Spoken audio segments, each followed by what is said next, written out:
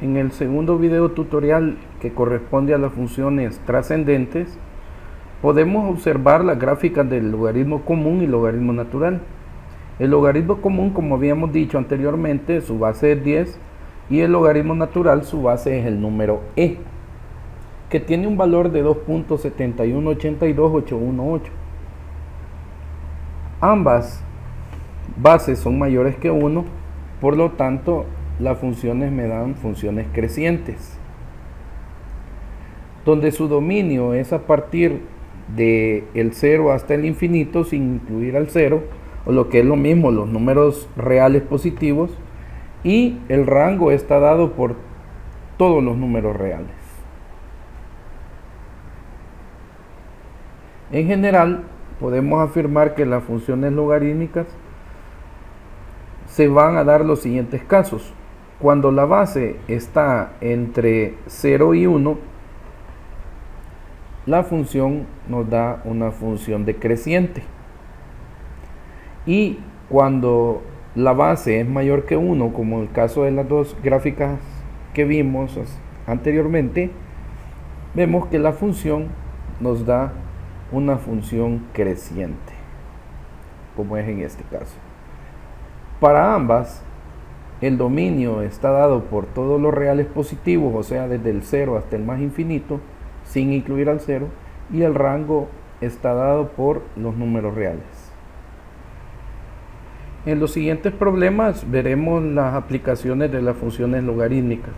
Por ejemplo, en el crecimiento demográfico. Si la población que El Salvador tendrá dentro de X años está dada por la ecuación f de x igual a 6.500.000 por e elevada a la 0.02x, nos hacen la pregunta de que cuántos años deberán transcurrir para que la población salvadoreña se duplique. Para darle solución a este problema, detectamos los datos y nos piden principalmente los años que tienen que transcurrir para que la población se duplique. Necesitamos saber cuánto era la población inicial. Al ver la población inicial, en ese tiempo no había transcurrido ni un año, la X está dada en años, por lo tanto f de 0 nos va a dar igual a 6.500.000, que es con la población que iniciamos, que la podemos ver acá en la función, ya que esta parte al ser x0 se nos convierte en 1, ¿verdad? Porque toda cantidad elevada a la 0 es igual a 1, por lo tanto al multiplicar 6.500.000 por 1 nos da la cantidad de 6.500.000. Esa es la población inicial. El doble de la población inicial será 13 millones. Por tanto, f de x, que es la población final, que es f de x acá, población final, será de 13 millones. Y esto es igual a 6.500.000 por e elevado a la 0.02x. Lo que necesitamos es despejar x, y para ello utilizamos las propiedades de los logaritmos. En las propiedades de los logaritmos vemos que el logaritmo natural de e es igual a 1. Por lo tanto, al aplicar logaritmo a ambos lados, se desaparece la e porque su resultado del logaritmo natural por e es igual a 1, y nos queda el logaritmo natural de 2 es igual a 0.02x, ya que esto lo teníamos de exponente. Ahora al despejar x nos queda x es igual a logaritmo natural entre 0.02, con lo cual nos da un resultado de 34.66 años. Según esto, la población salvadoreña se duplicaría aproximadamente dentro de 35 años. Otra aplicación de las funciones logarítmicas es en la matemática financiera. Veamos el siguiente ejemplo. Se depositan $10.000 en una cuenta de ahorros que reditúa una tasa de interés anual del 7.5% compuesto trimestralmente. Si no se efectúan retiros ni depósitos adicionales, la pregunta es dentro de cuánto tiempo se tendrán ahorrados $16,000. Para darle solución a este problema tenemos que utilizar la fórmula del interés compuesto, que está dada por f de x es igual a p factor de 1 más j entre m elevado a la mx, donde f de x es la cantidad final, p es la cantidad inicial, estamos hablando de dinero, j se conoce como tasa nominal de interés y x es el tiempo que está dado en años. Lo importante es saber m. M son los periodos de capitalización. Los periodos de capitalización varían según se mencione en los ejercicios. Por ejemplo, aquí nos dicen que el periodo de capitalización es trimestral, por lo tanto M va a valer 4, ya que el año está compuesto por 4 trimestres. Si nos dijera que es mensual, M valdría 12. Si es bimestral, M valdría 6. Y así sucesivamente, según los valores mensuales, trimestrales, semestrales, etcétera, así va a ir variando M. Por tanto, en este caso, M va a valer 4 porque dijimos que era trimestral y hay 4 trimestres en el año. Así es que al sustituir, tenemos que la cantidad final son 16,000, la cantidad inicial 10,000. En la fórmula vamos a sustituir cada uno de los valores, como se muestra. Y podemos observar que el 7.5% hemos dividido 7.5 entre 100. Y aquí ya lo pusimos sin el porcentaje. Y la intención es despejar X para obtener el tiempo. Al aplicar logaritmo en estas operaciones, hay una propiedad de los logaritmos que nos hace que el exponente pasa a multiplicar a la variable, y con lo cual aquí despejamos la X. Nos quedaría el logaritmo de 1.6 sobre 4 por el logaritmo de este factor. Al realizarlo en la calculadora nos da que X va a valer 6.33 años. Y es el tiempo estipulado en lo que vamos a tener ahorrados $16,000 si invertimos el día de hoy 10,000 a los valores que hemos dicho al principio. Para los siguientes ejemplos tenemos fórmulas específicas para el enfriamiento de un cuerpo y el crecimiento de poblaciones. En la primera nos plantean una fórmula que nos dice que la temperatura final es igual a la temperatura ambiente más el factor de la temperatura inicial menos la temperatura ambiente por E elevado a la menos alfa T, donde alfa es una constante llamada constante de enfriamiento y el tiempo es que lo vamos a trabajar en horas. Ejemplo, en el cuarto de cocina hace una temperatura de 20 grados centígrados y sacamos de la cazuela o un recipiente que esté en la cocina un termómetro que está a 60 grados centígrados. Pasados 15 minutos, el termómetro desciende hasta una temperatura de 25 grados centígrados. Hallar la constante de enfriamiento del termómetro.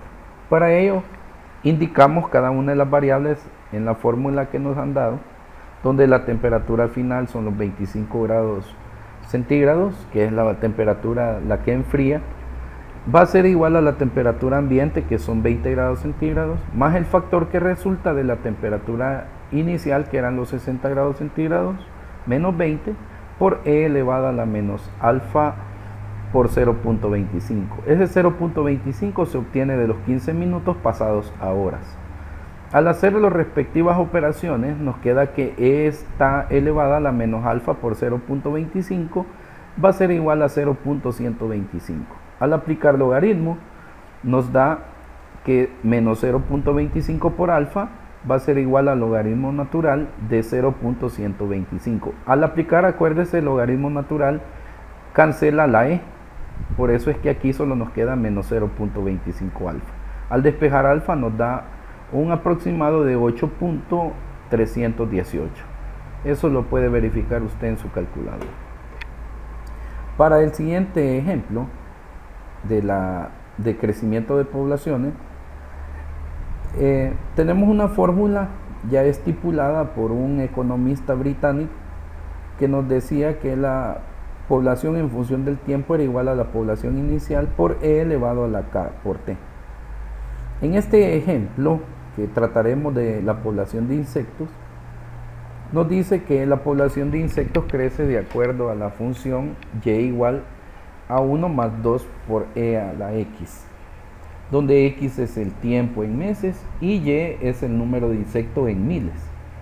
Nos dice la primera pregunta que cuántos insectos hay inicialmente y la segunda cuántos insectos hay al cabo del primer mes. Inicialmente X va a valer 0 porque no ha transcurrido ningún mes. Así es que Y de 0 va a ser igual a 1 más 2E a la 0, donde E a la 0 es igual a 1. Por eso es que nos queda 1 más 2 nos daría 3, que sería igual a 3000 insectos inicialmente. En B, al cabo del primer mes, Y de 1 va a ser igual a 1 más 2E a la 1, y eso nos da un aproximado de 6436 insectos. Es así como hemos visto algunas aplicaciones de las funciones logarítmicas. Ahora se hará mención de las funciones trigonométricas, las más importantes, que son el seno, el coseno y la tangente. Y para ello vamos a hacer referencia a las funciones circulares, ya que las funciones circulares se originan a partir de la circunferencia unitaria, que la circunferencia unitaria tiene un radio desde 0 hasta 1. De ellas parten las funciones seno y coseno, ya que si recordamos, seno es el cateto opuesto entre la hipotenusa y coseno es el cateto adyacente entre la hipotenusa. Por lo tanto, obtenemos estas funciones. De las razones trigonométricas se obtienen las funciones seno y coseno, ya que el radio vale 1. A medida que va variando el ángulo, también va a ir cambiando la función seno y coseno, como vamos a mostrar en los siguientes gráficos, no sin antes hacer referencia aquí a que estamos trabajando con valores de pi radianes. Pi radianes equivale a trabajar con valores en grados, pi medios equivale a 90 grados y así sucesivamente. Pi vale 180 grados y cada vez vamos sumando pi medios hasta llegar aquí a 2pi, que equivale a 360 grados. Veamos la gráfica. La función seno es la que se muestra donde dice que y es igual a seno de x, y vamos a trabajar con valores de x desde 0 a 4pi. Esto para hacer referencia nada más a la gráfica desde 0 a 4pi. Se le pueden dar valores menores a 0 y mayores a 4pi, ya que el dominio de la función seno son todos los reales. Y como habíamos dicho, hemos trabajado valores de pi radianes. También se puede trabajar con grados. Para ello, pues las calculadoras traen tanto grados como radianes. Los grados aparecen en la pantalla una D si la tiene trabajando con grados y una R si la tiene trabajando con radianes. Y la función seno va variando entre valores de 0 y 1, como se puede ver en la gráfica. Por lo tanto, el rango va desde -1 hasta 1. Como podemos observar en los valores enteros de pi, la función seno se nos hace 0, y en los valores medios de pi se nos hace 1 o -1. Por eso es que tiene esta forma curva. También pasa lo mismo con la función coseno. Y es igual a coseno de x, donde x también lo hemos restringido hasta desde 0 hasta 4pi, y podemos ver de que varía de 0 a -1, con la diferencia de que para los valores enteros de pi, la función se nos hace entre 1 y -1, y en los valores medios de pi se nos hace 0 el coseno, pero el rango también va desde menos 1 a 1.